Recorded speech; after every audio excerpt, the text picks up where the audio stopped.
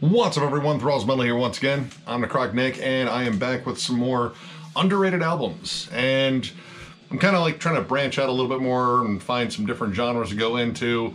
Some that kind of run into one another, but one I definitely wanted to do was some underrated sludge metal. Now, this genre kind of intersects a lot with doom metal and stoner metal, so you kind of get some hybrids. I even found some stuff that sort of intersected with grindcore and thrash metal. But the main thing for all of these was it was still sludge metal. So I kind of picked a bunch of different albums that I think are underrated and also sort of embody different styles of sludge. So this was a really fun one to go over. So let's get into it. 16, Curves the Kick. Now this originally came out in 1993 on Bacteria Sour Records. This is a LA-based sludge band with a lot of hardcore nods to it. Now this is the 2010 reissue on Relapse, which is where I ran into them. I had never heard of this band. I picked it up and this is some great old school sludge. In fact, if I had discovered this in 1993 when I was still a kid, I probably would have absolutely fallen in love with this because I was big into bands like Helmet and the Melvins at that point. And this is very reminiscent, though a little bit more scathing. This is very raw, lots of feedback. It has a particularly nasty, sludgy tone, which is kind of a universal thing across the board here. But the vocals almost always sound like they have a static filter on it. And when it came down to the sludge that I was exposed to later, a lot of it seemed to have more of like a southern tinge to it. This one really didn't. Outside of the song Hate, it really doesn't have a lot of that sort of like southern tinge at all. It's more very hardcore oriented, lots of groove, lots of breakdowns. Of course, lots and lots of squealing feedback. These guys definitely created a really cool atmosphere, and the songs are pretty short for the most part. They're kind of punky. And I'd definitely say would kind of fit in with like a heavy 90s alternative as well. This was an awesome band. They are still around. In fact, I believe they are working on a new album right now. Their last album was absolutely incredible too. I'm still pretty much piecing together all their collection. I have most of it, but this was where it started for me, and I pretty much have listened to this band sort of evolve over time because they're definitely more atmospheric now. I think the songs are a little bit longer, but there's still a lot of this old school sound on their albums now. So if you have never heard of 16, definitely check these guys out because they're absolutely awesome. The Abominable Iron Sloth, self-titled. This was their debut album, came out in 2006, and this band's kind of unknown in terms of their status and probably in terms of like just sludge in general because they're pretty underground. They only had 2 albums. They were based out of both California and Washington, and they used to be known as the Indomitable Iron Sloth. And I think the name change to Abominable actually had something to do with one of the members of Willhaven joining at one point. This is very hardcore oriented sludge. It actually kind of screams metalcore in some spots, and especially the long kind of ironic song titles in here, like The Family That Slays Together Stays Together, A Hot Pink Shell of My Former Self, Parasite Hilton and the Other Flaws Inherent to Wealth. These kind of scream like the ironic metalcore bands you would hear on like Warped Tour, but this is not that at all. In fact, it is very far removed. It is ugly, just nasty sludge with a lot of like breakdowns, like a lot of kind of hardcore breakdowns all over this. It kind of keeps this steady pummeling groove, and it's pretty much just perfect for a nice kind of like mid-tempo mosh pit. They kind of stick to that same groove for the most part, but it's a fun groove, and you're generally just being overwhelmed by how heavy the guitars are. No clean vocals. These are all screams and bellows, and flat out, this band had some really killer hooks. Their second album was also really good, but this is the one I started with and I really got hooked on. Now, they're kind of unknown in terms of their status, at least as far as I could tell. I haven't heard much from them after that second album, so I assume they're on like a hiatus or whatnot, but I would love for these guys to come back because these guys had a really cool style. And I guess you could almost call it sludge core if you wanted to throw another subgenre out there. I don't know if that one actually exists, but it would be kind of fitting because the hardcore energy on here is absolutely nasty. Either way, definitely check out this band. Check out their follow-up too. It was also really good, but this is the one that I absolutely dug. Check it out. Horn of the Rhino, Weight of Coronation. Now, technically, this is this band's debut, at least with this name. We have another name change on here. This band used to simply be known as Rhino, and I believe that name was actually sourced from a different name this band had before. It was the name of their opening track. They changed their name to Rhino, put out a couple of releases as them, and then switched to Horn of the Rhino, which this is the first album under Horn of the Rhino. I didn't want to throw in Rhino as well since it's the same band, but I do want to bring them up in probably a future video because I had a lot of cool sludge bands I wanted to bring up. But this was their debut under this name in 2010. This band only lasted from 2010 to 2015. They were from Spain. This was on Dementia Records, which, I mean, that label puts out some really quality stuff, and this was no exception. This band knows how to write killer sludge hooks, and the production on this album is just absolutely amazing. The tone of the guitars, while it might kind of blend in with the bass a bit, it just greets you to this wall of sludge. And one of the cool things about this is almost all clean vocals, and they are very well sung. Very emotive. There's kind of like a bluesy raspiness to it, and there's even parts in there that kind of reminded me of Chris Cornell a little bit.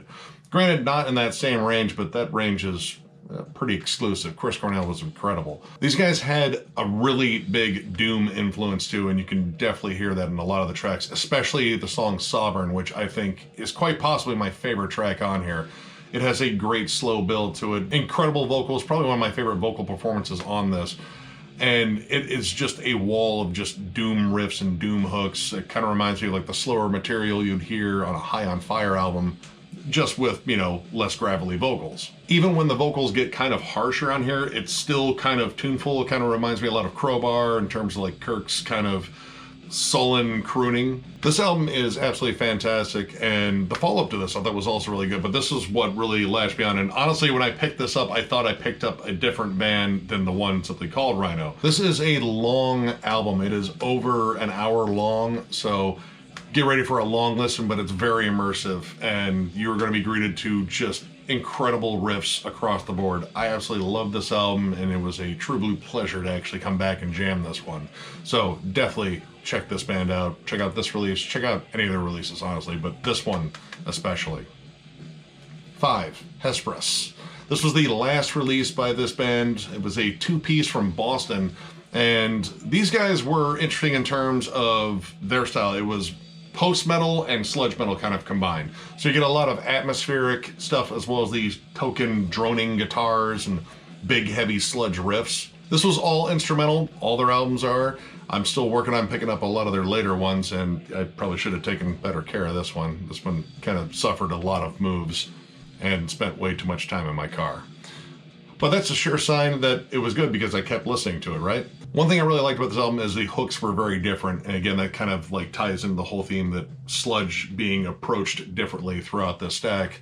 These guys had interesting hooks that kind of screamed more like Tool or like Isis, but you kind of blend that with like Melvin's level sludginess and big droning guitars. Like the sound was very full. There was always something going on, but you also had these very kind of trippy, almost psychedelic riffs getting thrown in there too. And this band liked a lot of like softer passages in here too. So you had moments where pretty much everything started to drop out and would slowly build the song back up, which is definitely a big post-metal thing. Now, unfortunately, again, this band would break up after this album, and I don't know what any of the members are doing now, but this was an absolutely incredible album. I have one of their other EPs. I still need to get their other full lengths or length. I'm not entirely sure if there's only one or two out there. But this is an absolutely killer jam. I still love coming back to it. And again, I like the balance of atmosphere and riffs. Like you still get all the drony, heavy sludginess, but you get flat out cool kind of psychedelic, dreamy, whatever atmosphere. Awesome release, strongly recommend it. Definitely check it out. Stoneburner, Life Drawing. This is this band's second album, came out in 2014 on Tribes of Nearot Records, which, yeah, you have an idea what it's going to sound like already with a label like that. This definitely is sort of part stoner metal, part doom metal, part post metal, because this is just wall-to-wall, ugly atmosphere, and I will be honest, this is a caustic listen for the most part. First off, they named their band after an absolutely devastating weapon in Frank Herbert's Dune, which you get nerd points on that one from me. And then these guys also play in bands like Atriarch and Buried at Sea, which are also doom and post-metal and like long, nasty, ugly songs. And it's definitely on display here too. Now I will say that this doesn't entirely rely on atmosphere though. It is very riffy. In fact, the song Caged Bird just screams old school Sabbath. It really has that kind of old school proto-doom sound. And it just locks you in with like big, heavy, nasty riffs and these kind of disturbing hollow vocals in terms of like groans and screams and growls. And I want to say that there's some members in here that are in death metal bands, and there are moments on here that kind of have like a death metal vibe in terms of like maybe death doom, but when it comes down to the overall sound of this, it screams sludge. Atmospheric, ugly sludge. It does kind of catch you off guard when you get to the melodic interludes, which I believe Drift is one of those, or it might be An Apology to a Friend in Need. I'm not really sure which one on there, I keep forgetting. But they have a completely different feel. In fact, they sound almost kind of upbeat. All that sort of sullen, depressive, gloomy atmosphere just kind of gets wiped away for a second in favor of something pretty before it goes back to just pummeling you into a large pit full of tar or something. That screams sludgy. Yeah, why not? I have both of their full lengths. I like both of them. This one I think was a little bit more like kind of thought out ahead, like a theme and a really cool flow to it. Their first album is also amazing. I strongly recommend this band. And in case I didn't mention it, they're from Portland, and Portland just seems to put out quality metal here lately. Pretty much the whole Pacific Coast. But yeah, definitely check this band out. Absolutely amazing release. Check out their first one too, though. Awesome stuff. The Mighty Nimbus, self-titled. This is their debut album, came out in 2004 on 3-Man Records and Candlelight USA. It might have been reissued through one of those. Either way, debut album. This is a Minnesota-based sludge band. And the guitarist on here, Minnesota Pete Campbell, actually plays drums in Plays of Skulls. And it's also done time in Pentagram and 60 Watt Shaman. So this guy has a lot of stoner metal, doom metal sort of background. This is definitely straight up sludge metal, and I really dig this album. This is very tuneful sludge. Like there's a lot of like stoner metal riffs on here. There's a lot of like catchy melodies, but the production is just gritty and sludgy as hell. Like you hear it immediately, and you can get a little bit of cowbell too, which is really nice. The vocals on here definitely remind me of stuff you'd hear from much further down south in this country. A lot of Acid Bath and Alabama Thunder Pussy. It's kind of a gruff crooning with occasional screams in there. And when it comes down to the like sludgy sound with those doom metal riffs, it really reminded me a lot of like Church of Misery. There's like this kind of underlying doom metal sound, but it's buried beneath like tons of murk and just great sludgy hooks. Drinking on a Pile of Skulls is probably one of my favorites on here. I think it's the most doom laden, and it's kind of interesting on this album. There is a bit of a Viking theme, even though they're from Minnesota. Whatever, it's cold up there. Killer release. I have not heard much from them since. I believe they have at least one other full length, but I believe it's only a digital download. And I believe they're independent. They are no longer on either one of these labels. So if you can actually find the CD, definitely pick it up. It is just an awesome release across the board. Like I pretty much loved every single second of it. There's just a nice groovy swagger to it. And hopefully these guys get picked up and release some physical copies of their newer album, or just record a new album, because I would love to hear more. Absolutely killer album. Definitely check it out. Coffinworm, When All Became None. This is their 2010 debut album. This was a blackened sludge band from Indiana, and these guys definitely did that style in a kind of interesting way. It definitely has elements of both. All the atmosphere definitely screams very like blackened, but the riffs are very sludgy. But what they did in here was actually incorporate a lot of black metal riffs. It wasn't just sludge metal riffs with like a blackened atmosphere of production. It actually incorporated like some tremolos, there's blast beats, there's even some like D-beat gallopy stuff that kind of sounds like Dark Throne, but mixed with I Hate God. In fact, some of this kind of reminded me of the two most recent Dark Throne albums, and believe me, I've been listening to a lot of Dark Throne here lately. The production definitely favors the blackened side. It's very echoey, it's very dissonant, you know, tons of reverb, and the shrieks seem a little bit more on the blackened side. But you definitely get like a lot of the sludge elements, and even like some punkier elements too that sort of mix in there as well. Really awesome release. They only put out one other full length before breaking up in 2016, and I know the members of this band kind of got into different bands. I'm not entirely sure which ones. I don't think any of them are super notable. Not that they're probably not good, I just don't know who they are. But this is one I picked up forever ago. Honestly, this might have been the first album I ever picked up on Profound Lore Records.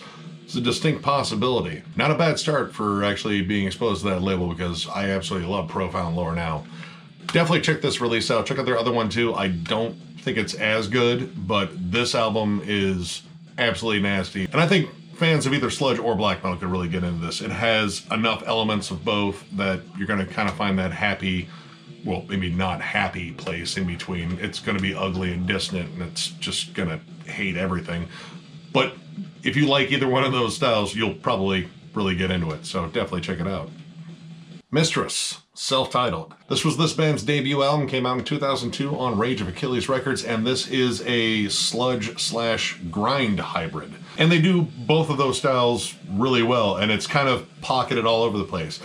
The really interesting thing about this band is it involves both Mick Kenny and Dave Hunt of Anal Nathrak. This was a project they had earlier on and only lasted from 1999 to 2008.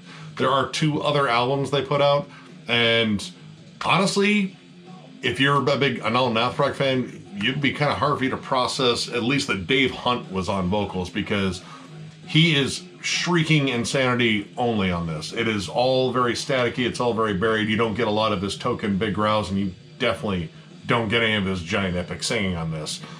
This is very focused on a very just grating, ugly style of sludge. Lots of stuff that definitely reminds me of I Hate God in terms of their just ultra dissonant, ugly style. But then you get these pockets of grind like God of Rock and Rebecca, which are flat out grindcore songs. They're actually kind of crust punkish too. They have that D-beat drive to them, and the riffs are decidedly more punk. But we can get down to like the sludgier songs like Fifth in Line. It's just kind of interesting, like it kind of flips back and forth. It's like one second you're listening to Brutal Truth and the next second you're listening to Buzz Oven. And it's kind of interesting how the songs don't really intersect in terms of like a sludge song having a grind part. Generally one song is entirely more sludge, and then they have a grind song, but it's all with that same sludgy production. This is an odd listen, but I really like it, and it has kind of a demo quality raw sound to it. Definitely worth checking out. I still need to get their other 2 albums, just because the other 2 albums I think is where I heard them. They were on samplers. This one I picked up used, and I had no idea what I was getting into, but this is a really interesting listen, loaded with heavy everything. It's just nasty. Actually, kind of does embody the whole Anal Nathrak, ethos, which is make everything heavier than everything else, and they were doing that in this band too. So yeah, definitely check this out if you're looking for a grindy approach to sludge. Dukatalon, Saved by Fear. I'm not entirely sure how to say the band's name, but I think that's it. This is an Israeli sludge band. This originally was released in 2009 independently, and then they were picked up by Relapse, at least for this reissue, which came out in December of 2010. And Jesus, they picked up an awesome band. This is absolutely incredible sludge metal, loaded with riffs and hooks. And it's kind of interesting in the sense that there are vocals, but they're very buried in the mix, and they're used so sporadically that this is almost an instrumental album. This is definitely the kind of sludge metal that leans more towards the stoner doom side, because you listen to these riffs and they scream sleep and high on fire. They are giant, epic, huge riffs that just pummel you on the ground, and it isn't just about like the drone, it's about how just nasty and chunky these riffs are. I mean, the bass intro on Electric Sight alone, that kind of just gave me goosebumps. I loved the production on here. It sounds just very kind of old school sludge, this bottom heavy sound. But these guys can write songs loaded with dynamics, and even kind of think outside the box a little bit, at least outside of the sludge box, which sounds like a really disgusting thing, because it probably would be. The title track is actually an acoustic number and a very pretty melody that, honestly, I thought about like classic Yes and Rush, like close to the heart, except, it's a sludgy, disgusting heart. Probably should get that checked out. That sounds really bad. I absolutely love this album. It had been a while since I had jammed this, because I picked this up when it came out, and I had no idea it was a reissue. And I found myself really just appreciating it even more. These songs are just absolutely pummeling, but they are loaded with hooks. And I believe they're still around. I think they put out an album as recently as like a couple of years ago, or maybe a year ago. but it was released independently. They are no longer on Relapse or any label at this point. And I think it's only a digital download, which hopefully some label out there signs these guys, because if they can write anything on this same level, I am 100% on board with it. Absolutely killer album. Definitely check this band out if you've never heard them. And finally, we have Lair of the Minotaur, the ultimate destroyer. And they are talking about your eardrums. This came out in 2006 on Southern Lord Records. This is this band's second album. And these guys are a Chicago-based sludge act that brings in elements of thrash metal. And when I kind of looked at that description, I was like, that doesn't seem like it'd work. And I was so wrong. I was immensely wrong about that. This is some of the riffiest sludge metal I have ever heard, and we're talking like big palm muted chugs. This definitely has thrash metal energy. I would even say this has death metal energy. All of these songs are just pummeling, and they're kind of more up-tempo. Again, kind of taking that thrash energy and putting it to sludge. The production on here is so damn heavy. Like, this is kind of hard to listen to in my car. At least it was back when I was jamming it more often. I want to try it again. But I remember Behead the Gorgon, like the opening to that song is just ridiculously heavy. Like everything seems to be crackling and hissing because they're breaking their speakers and just going way too fucking hard. But who cares, because this is metal and they wanted to be the heaviest possible thing, and you called your album The Ultimate Destroyer. Destroy some shit. I love the up-tempo nature of this. I like the fact the songs are a bit shorter because they kind of lends itself to that thrashy aspect again, but it does not miss out on any hooks at all. This is just pummeling levels of heaviness with just giant, massive size, high energy riffs. And I kind of like that interesting contrast, because generally I associate sludge metal with slower, more mid-tempo stuff and maybe a little bit more like southern tinged. This is just like Slayer formed a sludge band. Absolutely killer release. I don't know what happened to this band. In fact, they are still together, but they haven't really released much outside of an EP, which was a little while ago. I want to say like maybe 2 years ago. I haven't heard a full length from these guys in some time, and I believe their later albums, they started including more elements of like traditional heavy metal, I guess, instead of thrash, but it was still really good. But this one was the first one I ever bought. This is the one that sticks with me, and when I think of some of the heaviest albums I own, this is generally in the conversation because it's just ridiculously heavy. So if that sounds awesome to you, definitely check this one out, because it's gonna pummel you silly, but you'll probably love it. Check it out. All right, well, that knocks out another one of these. I have no idea where I'm going to go next. I definitely want to do more underrated albums because there's lots of killer jams out there kind of buried. I did make a list for deathcore, and I think I made one for prog, just because, I mean, I still listen to deathcore periodically, definitely not as much as death metal. And some underrated prog would be kind of fun to go over too. There's a lot of cool bands out there. Either way, I definitely want to talk about some more cool underrated stuff because you guys seem to like these videos, and hopefully you guys are going out there and checking out these artists and maybe getting them, you know, in the conversation again, and hopefully they come back. At least that's like the big pipe dream here. Either way, if you like this video, give it a thumbs up. And if you are new to the channel, subscribe, because we do stuff like this all the time. Don't forget, we also have a giveaway going on. Once we hit 4,500 subs, we're going to give away a nice little package of music. We have 3 CDs and a vinyl. There should be a video playing as soon as you go to our channel. And if you haven't seen it yet, I'll definitely link it in the description. With that, I thank you guys very much for watching, and I will catch you later.